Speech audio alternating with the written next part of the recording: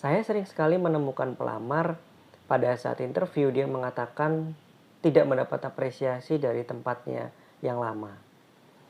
Apresiasi itu ada berbagai macam ya. Yang pertama adalah dalam bentuk uang, yang kedua dalam bentuk non-uang seperti trip, yang ketiga bisa pujian yang diberikan pada saat melakukan keberhasilan yang lebih di depan umum.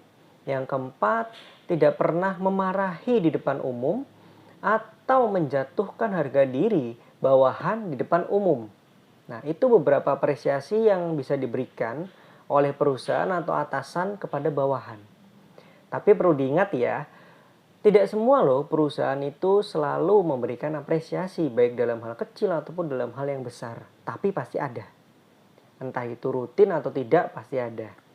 Nah, pada saat teman-teman melihat bahwa saya kok tidak diapresiasi ya. Nah, teman-teman perlu telaah dua hal nih. Apakah memang budaya perusahaan tempat teman-teman sangat rendah menerapkan apresiasi?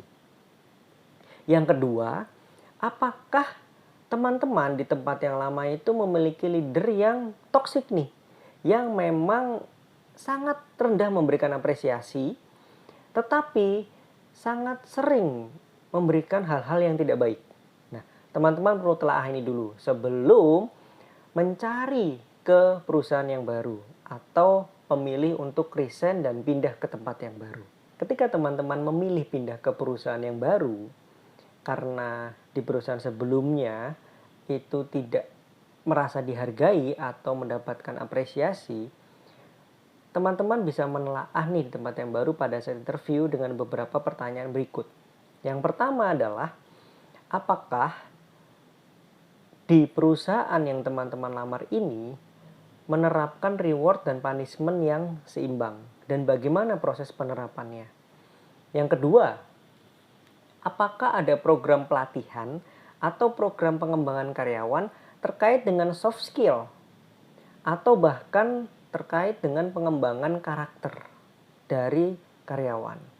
Yang ketiga, apakah ada di perusahaan itu apresiasi-apresiasi kecil kepada karyawan, baik itu dari perusahaan kepada karyawan ataupun dari atasan kepada karyawan, berupa apresiasi-apresiasi kecil yang dilakukan secara kontinu dalam beberapa hari atau beberapa minggu.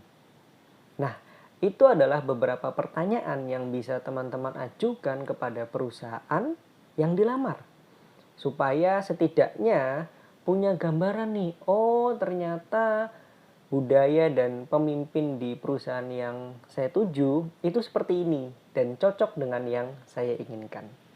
Jika teman-teman merasa poin ini bermanfaat, ya, silahkan love dan juga share ya kepada sahabat, kepada saudara, kepada teman dekat untuk mereka bisa mendapatkan tempat kerja yang diinginkan.